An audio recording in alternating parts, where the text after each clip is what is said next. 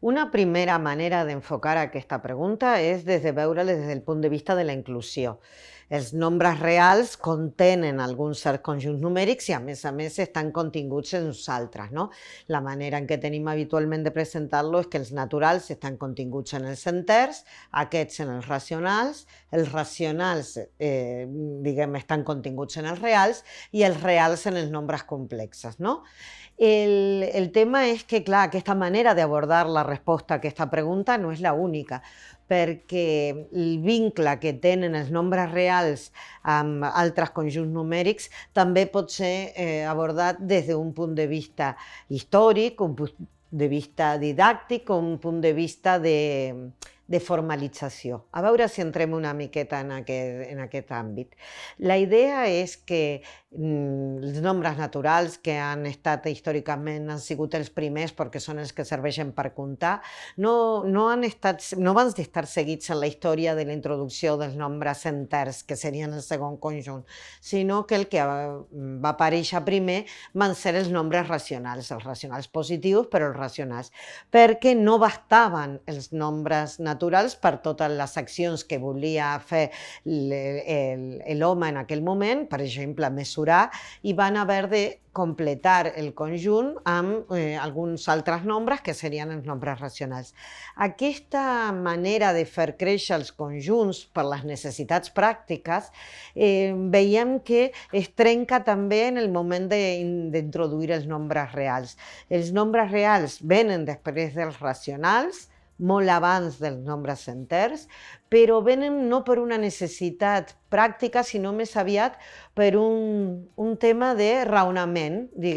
Vam veure que apareixien en geometria uns certs nombres, com per exemple el nombre que mesurava la diagonal d'un quadrat que tenia costats naturals, i veien que aquest nombre no el podien representar com un nombre racional i, per tant, va haver la sospita que existia un conjunt de nombres més grans, però hem de ser conscients de que adonar-se de que els nombres racionals no eren suficients per cobrir, aquestes necessitats, va ser realment un tema molt, molt important històricament, a nivell gairebé, podríem dir, filosòfic. Sí? O sigui que tenim històricament l'ordre no és exactament com N, Z, Q i R, sinó que veiem que els nombres enters no apareixen, tan ràpid, sinó que els nombres enters apareixen amb una necessitat molt posterior, que és la de l'àlgebra. Sí? O sigui, molts segles de diferència respecte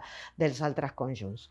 Des del punt de vista didàctic, també tenim que els nombres racionals presenten en l'aula abans que els nombres enters. Els nombres enters habitualment no entren a les aules fins al final de primària i principalment en secundària, mentre que els nombres racionals sí que en el nostre territori entren al final, en el tercer cicle, però fins i tot coneixem altres països on aquesta introducció fins i tot és abans. Sí?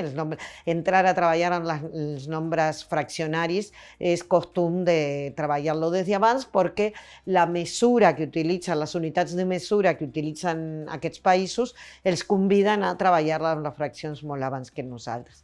Per tant, hi ha un vincle dels reals, didàcticament, que és que venen en l'escola després que els naturals, que els racionals i que els enters, sí? Amb aquesta petita diferència respecte a la inclusió. I, per últim, podríem parlar simplement d'un tema de formalització. Òbviament que els conjunts numèrics s'utilitzen des de molt abans que formalitzar-los, però hem de ser conscients que les estratègies per formalitzar els conjunts numèrics amb els que treballem nosaltres en la matemàtica no sempre és els naturals, amb l'axiomàtica de naturals, habitualment l'axiomàtica de Peano, i després la construcció de nombres enters a partir de classes d'equivalència on les parelles ordenades són de nombres naturals, i després de tenir els enters passar als racionals també per equivalències, i també després dels racionals passar als reals o per successions de Cauchy o per cortadures o tals de Dedekind. sí? Sinó que hi ha una altra manera de formalitzar, que és formalitzar primer el conjunt dels nombres reals i a partir d'aquesta formalització dels nombres reals, després anar a formalitzar que són els nombres naturals, que podrien ser la intersecció de tots els conjunts inductius, els nombres enters, els nombres racionals i després fins i tot els complexes. Hem de ser conscients que tota aquesta discussió no entra a l'aula, però sí que un professor de matemàtiques ha de tenir idea i tenir context per saber amb quin tipus de nombres treballaran els seus alumnes quan introduïm una unitat o un tram de nombres reals. Abans d'acabar de donar resposta a aquesta pregunta, m'agradaria comentar dues coses. Una, que no hem parlat del conjunt dels nombres decimals, que hem de ser conscients que moltes vegades els alumnes venen amb aquesta noció com que els nombres decimals com fossin un conjunt numèric en si mateix. Però hem de ser conscients que per nosaltres el que diem els nombres decimals són representacions decimals dels nombres reals, diguem, no? O sigui, no és un conjunt, els decimals, sinó és una manera d'anotar, d'escriure nombres, sí? Nombres que estan sobre la recta numèrica. I un altre comentari és que avui parlarem molt de nombres irracionals i els nombres irracionals són la característica dels nombres reals que no són racionals, que tenen un nom propi, no? Mentre que els nombres racionals que no són enters moltes vegades no en tenen de nom així específic. Per tant, ens interessarà durant tota la sessió d'avui, tota la conversa que tindrem, focalitzar principalment en els nombres irracionals, que vendrien a ser els nombres reals que no coneixíem d'abans com nombres racionals. Hem de recordar que ja en altres instàncies hem parlat sobre nombres enters, hem fet fins i tot trobades en format càpsula com aquesta per nombres enters i també per nombres racionals. Però avui ens convoquem per parlar de nombres irracionals i en general de nombres reals. Som molt conscients que en l'aula és convenient que quan introduïm un conjunt numèric és molt important de cara a l'aprenentatge dels alumnes presentar-los en diversos contextos. Per tant, la necessitat d'ampliar el conjunt dels nombres racionals per presentar els nombres reals creiem que també l'hem de fer en aquesta diversitat de contextos. I m'agradaria de comentar alguns. Per exemple, el fet que crec que per nosaltres és molt important, el fet de completar la línia numèrica. Sí, a nosaltres hem estat treballant sobre que cada nombre racional té un lloc en la línia numèrica.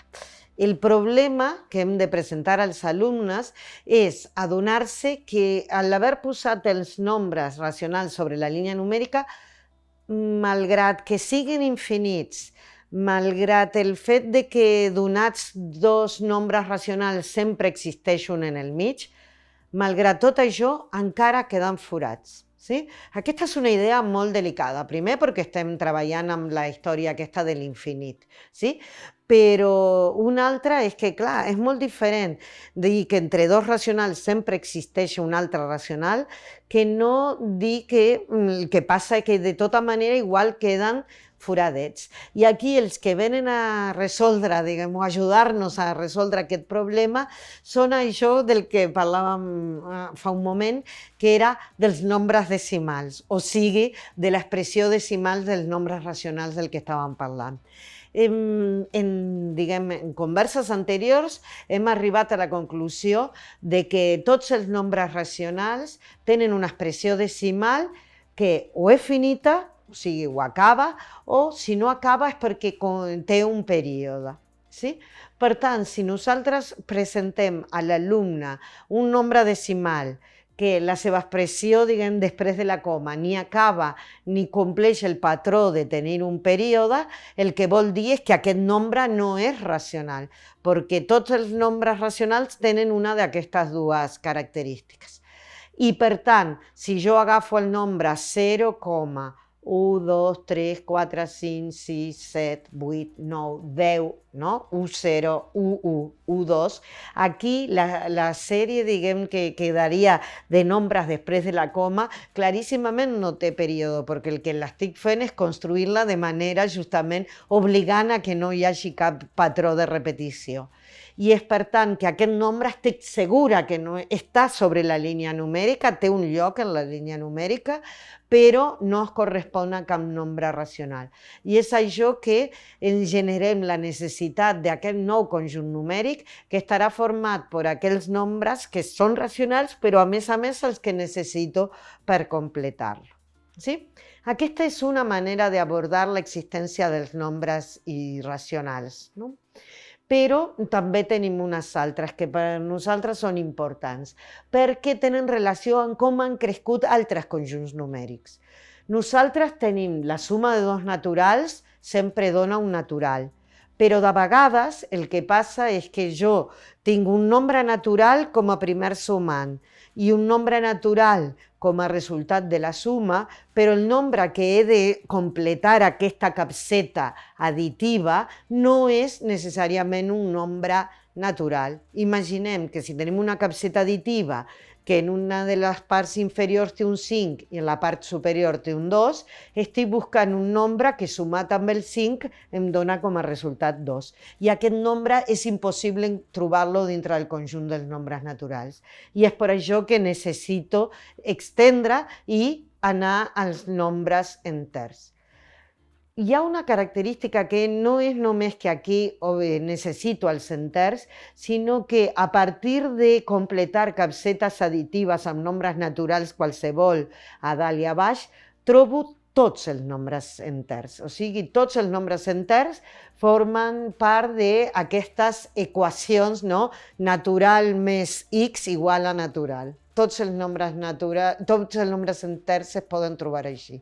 Una situació molt semblant passaria amb les casetes multiplicatives i els nombres enters. Jo puc tenir una capseta multiplicativa que tingui un 5 a baix i un 2 a dalt, i el que necessito per completar aquesta capseta és un nombre que multiplicat per 5 em doni 2, i això és impossible si només em restringeixo al conjunt dels nombres enters.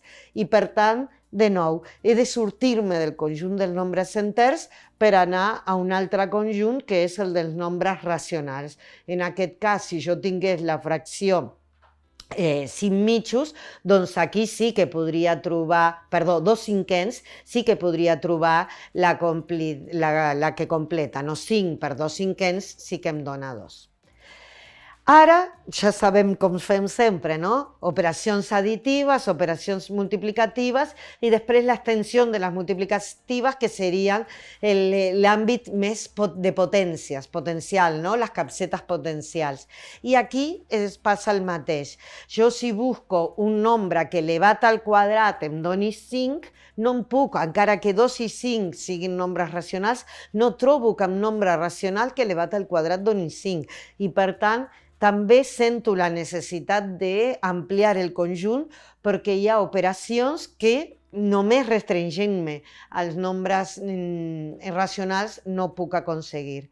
La diferència que tenim frente al creixement que hem fet de naturals enters o d'enters a racionals és que mitjançant capsetes additives i capsetes multiplicatives no només que veia l'existència d'aquests nombres, sinó que puc generar tots els nombres enters completant capsetes additives o tots els nombres racionals completant capsetes multiplicatives. Sí? Capsetes multiplicatives són els dos nombres que ja tinc, són nombres enters. El tema és que aquí, en capsetes potencials, veig que necessito altres nombres que no siguin racionals, però no tots els nombres irracionals s'obtenen completant capsetes potencials, sí? Per exemple, clar, nosaltres diem, bueno, si tots els nombres diguem que són arrels, sí, però recordeu que sempre diem que en una capseta potencial no només falta la base, de vegades el que falta és exponent, i aquí ens aniríem a nombres logarítmics que també serien nombres irracionals, sí?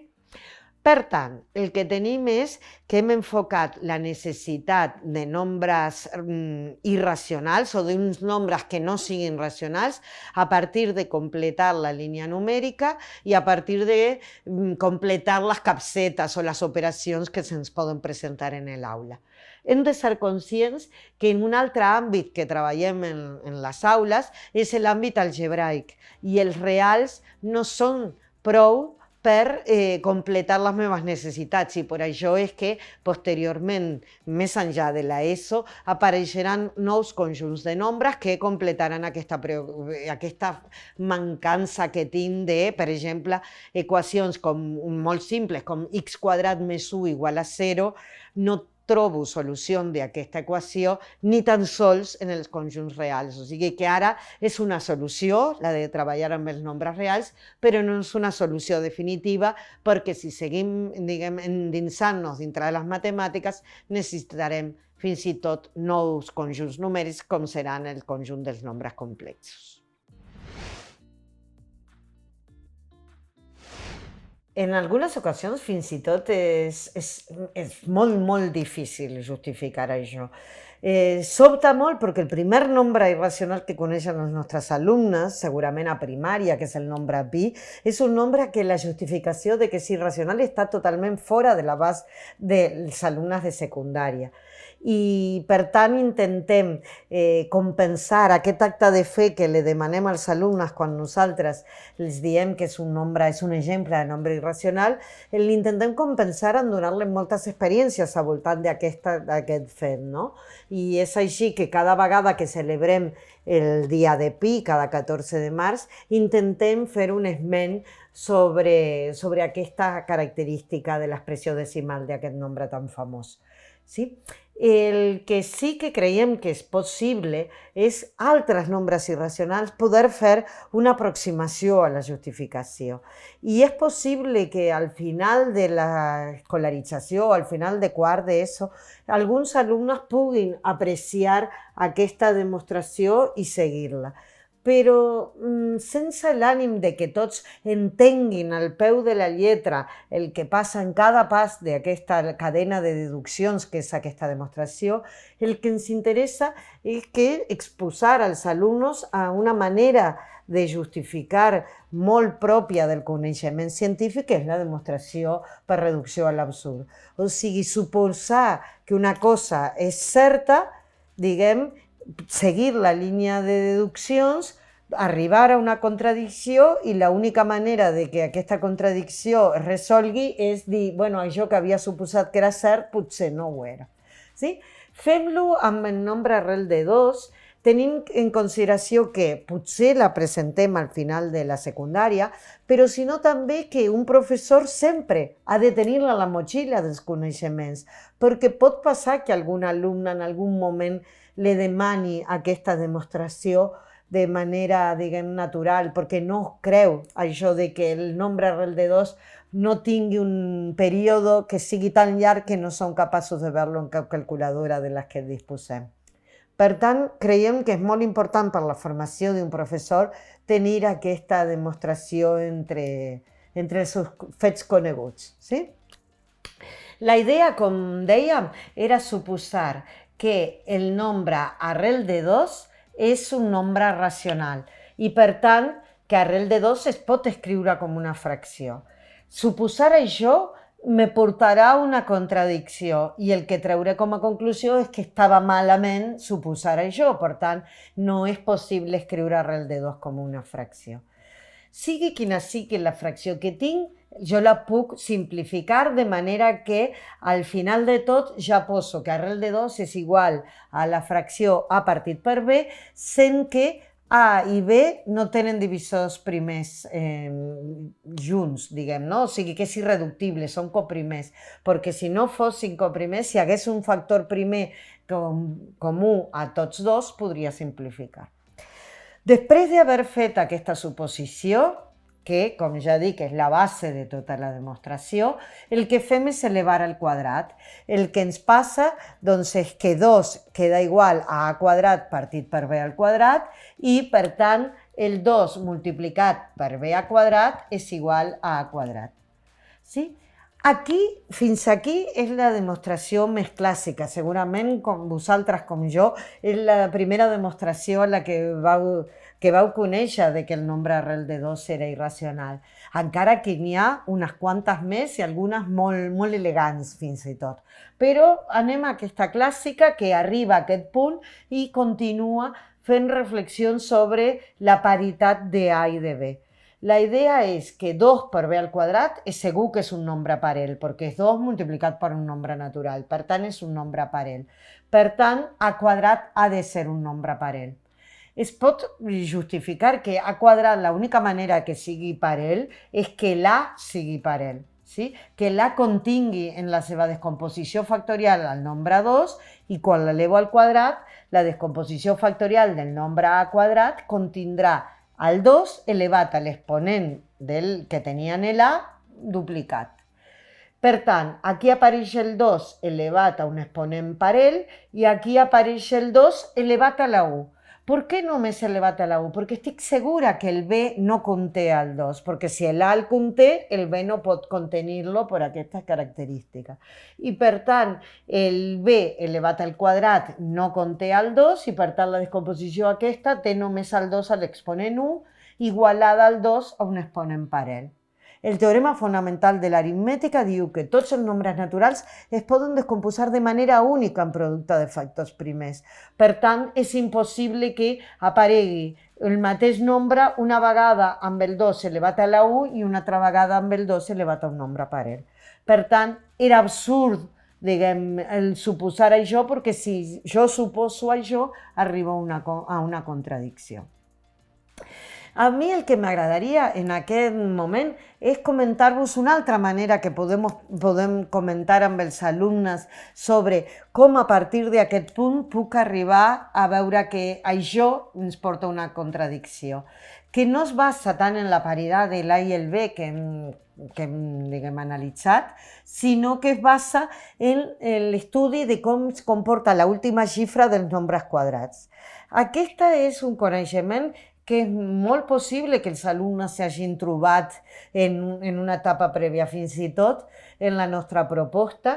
El fet d'analitzar l'última xifra dels nombres quadrats és part, diguem, del contingut de pràctica de 5è de primària. Però independentment d'això, es pot justificar el que farem ara, que és el comportament de la xifra final dels nombres quadrats que veurem que ens porta a una contradicció. Sí? Analitzem l'última xifra del nombre a quadrat i del nombre 2b quadrats. Sí? Veurem que això ens portarà a la contradicció de la que estàvem parlant. I l'A no sabem quin nombre és, i al no saber quin nombre és, sabem que pot acabar en 0, en 1, en 2, en 3, en 4 i així successivament fins al 9. Però ara analitzem, què hagués passat si l'A acabava en 0? Quan jo l'elevo al quadrat, també acabarà en 0. Si l'A acabava en 1, a l'elevar-lo al quadrat, acabarà en 1. Si l'A acaba en 2, a l'elevar-lo al quadrat, acaba en 4. Si l'A acaba en 3, a l'elevar-lo al quadrat, en 9. Si l'A acaba en 4, a l'elevar-lo al quadrat, en 6. Si l'A acaba en 5, a l'elevar-lo al quadrat, també acabarà en 5. Però això no continua, sinó que ara com que recula. La idea és que si A acaba en 6, a l'elevar-lo al quadrat acaba en 6, si A acabava en 7, a l'elevar-lo al quadrat acaba en 9, si A acaba en 8, a l'elevar-lo al quadrat acaba en 4, si A acaba en 9, a l'elevar-lo al quadrat acaba en 1. Per tant, aquí hem justificat que qualsevol nombre quadrat, nombre natural al quadrat, en les úniques xifres que pot acabar són en aquestes xifres que tenim aquí. Què passa amb 2b quadrat? 2b quadrat és el doble d'un nombre quadrat, però el nombre quadrat sabem que només pot acabar en aquestes. Per tant, si b al quadrat acabés en 0, 2b al quadrat també acabaria en 0. Si b al quadrat acabés en 1, el doble acabaria en 2. Si b al quadrat acabés en 4, el doble acabaria en 8. Si b al quadrat acabés en 9, el doble acabaria en 8. Si b al quadrat acaba en 106, el doble acabaria en 2, i si b al quadrat acabés en 5, el doble acabaria en 0. Per tant, mentre que A té 6 resultats diferents per a la seva xifra final, 2b² només té 3 resultats possibles. Però els nombres aquests són iguals, per tant, si són iguals han d'acabar en la mateixa xifra. L'únic nombre que es repeteix en les dues llistes és el 0. El 2b² acaba en 0 i això era quan l'A² acabava en 0. Per tant, ara sabem que A² és un múltiple de 10 i que 2b² també és múltiple de 10.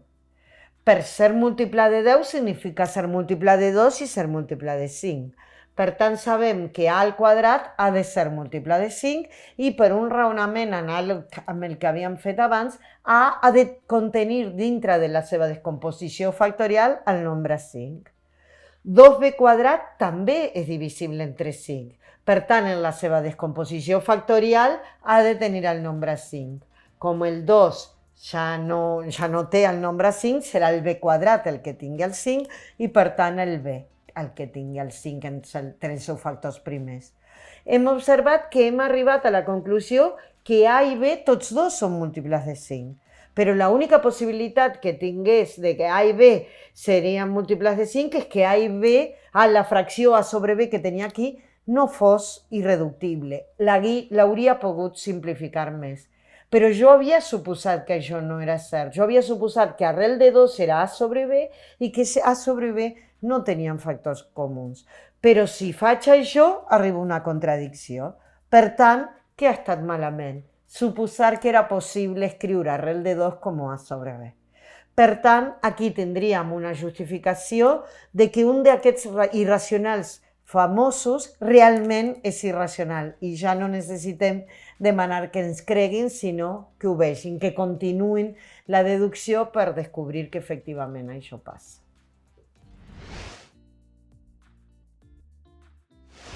En les aules de secundària no fem moltes coses amb nombres irracionals que sumes i restes, però és important tenir present algunes característiques que tenen les operacions amb nombres irracionals. Sí? La primera característica que hauríem d'esmentar és el fet de que quan jo sumo dos nombres irracionals tinc la possibilitat de que doni un resultat racional, però també podria donar un resultat irracional. Posem un exemple. El nombre arrel de 2 sabem que és un nombre irracional i jo li puc sumar el nombre menys arrel quadrada de 2. Ja hem demostrat que arrel quadrada de 2 és irracional, això voldria dir que l'expressió decimal del nombre arrel de 2 és infinita, no periòdica, i per tant, simplement per considerar el suposat, no canviarà aquesta característica i per tant aquest nombre també serà irracional. Però, òbviament, aquesta suma dona com un resultat racional. Per una altra banda, si jo el que faig és sumar aquests dos irracionals que tinc aquí, que és arrel de 2 i arrel de 2, el que tenim entre mans és la suma de dos irracionals que té com a resultat un resultat que també és irracional. I aquesta és una de les operacions que ens interessa treballar en l'aula. Nosaltres amb irracionals, diguem, no farem operacions super sofisticades com en general racionalitzar denominadors o altres operacions que es feien potser abans, no? Sinó simplement algunes operacions que ens donin idea de què és el que està passant aquí. Per una altra banda, el que passaria aquí és que és molt important entendre que a partir de que estem treballant amb aquests tipus de nombres, arrel quadrada de 2 no indica una operació que he de fer, sinó que arrel quadrada de 2 indica aquell nombre que quan jo l'elevo al quadrat em dona 2, un nombre irracional que té aquesta característica. Per a aquest tipus de sumes que són per nosaltres bàsiques, ens interessa que no només passi per veure quina és l'expressió decimal d'aquest nombre, quina és l'expressió decimal d'aquest nombre, sumar-les i veure o intuir, diguem, que no tindrà un període, perquè simplement serà el doble de la part decimal de les que tenien aquests dos nombres, sinó que ens interessa, per exemple, donar, diguem, altres maneres de que els alumnes entenguin aquestes qüestions. I el que fem és recórrer a la geometria. Sí? Nosaltres sabem per teorema de Pitàgores que si tenim triangles de costat 1, 1 i 1, això mesura arrel quadrada de 2. I aquest passa exactament el mateix, arrel quadrada de 2. Si jo miro el triangle que m'ha quedat format, té base 2, que és 1 més 1, i altura 2, que és 1 més 1. Si faig Pitàgores aquí, em dona que aquest costat, que en aquest moment és vermell, és arrel quadrada de 8. I per tant, aquí fem una comprovació a través del material de que 2 vegades arrel quadrada de 2 dona arrel quadrada de 8. Sí? Per tant, com dèiem, el que tenim aquí és el fet de que la suma de dos irracionals queda un altre nombre d'aquest tipus, arrel quadrada de 8, que és irracional. És irracional perquè quan nosaltres fem arrel quadrada de nombres naturals només tenim dues possibilitats. El fet de que l'arrel quadrada sigui d'un quadrat perfecte i per tant doni un nombre exacte, per exemple, si jo estigués fent en lloc l'arrel quadrada de 8, l'arrel quadrada de 9, el resultat donaria 3, que és un nombre racional, però en el cas que no donin exactes, que no siguin quadrats perfectes el que estan aquí sotmesos a una arrel quadrada, el que passa és que sempre dona irracional fent una extensió de la justificació que fem igual per veure que el nombre arrel quadrada de 2 és racional. Per tant, resumint, la primera qüestió que tenim és que un nombre irracional més un altre irracional podria donar racional o irracional. Sí? L'altra qüestió que hem comentat és que farem algunes operacions amb irracionals, no amb la seva aproximació decimal, sinó amb el valor exacte, en casos particulars, diguem, i per donar molt coneixement de com és el que està funcionant. Sí? Però si això apareix en una situació contextualitzada on treballem amb mesura, segurament té molta més lògica treballar amb l'expressió decimal del nombre. Sí? Però en un context formal o abstracte sí que treballaríem amb aquests. L'últim comentari que a mi m'agradaria fer és que aquí he sumat dos irracionals entre si. Òbviament que en sumar dos racionals el resultat és racional, però ens faltaria preguntar-nos què passa si jo sumo un nombre R que és racional més un nombre, posem-li I, com a representant d'un nombre irracional, no que sigui complex, i em pregunto què li pot passar a la suma. Serà que la suma també tindrà opció de ser racional o ser irracional? I la resposta és que no, perquè si aquest em queda un resultat, aquest ha de ser un nombre irracional, perquè si fos racional, doncs I seria la resta de R' menys R, i si R' fos racional, R' menys R també ho seria. I per tant, I no seria irracional. Per tant, quan jo tinc un element que està dintre del conjunt dels racionals i li sumo un que no està en el conjunt dels racionals, el resultat no tinc cap mena de dubte que serà irracional.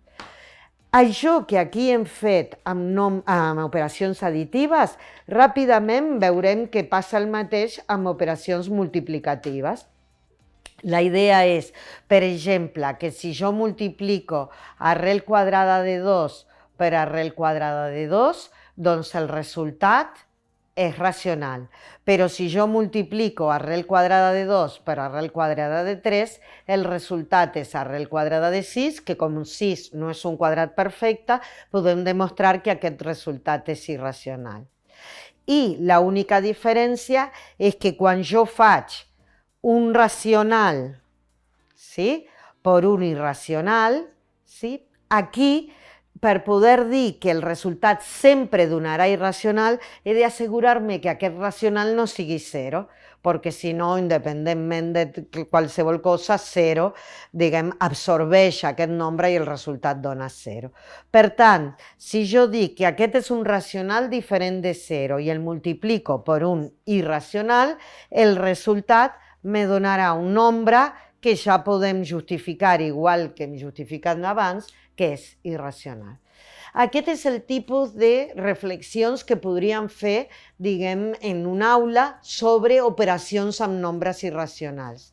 Que la suma i la multiplicació entre dos irracionals, sobretot, no cal que es caigui dintre dels racionals. Pot ser racional o pot ser irracional.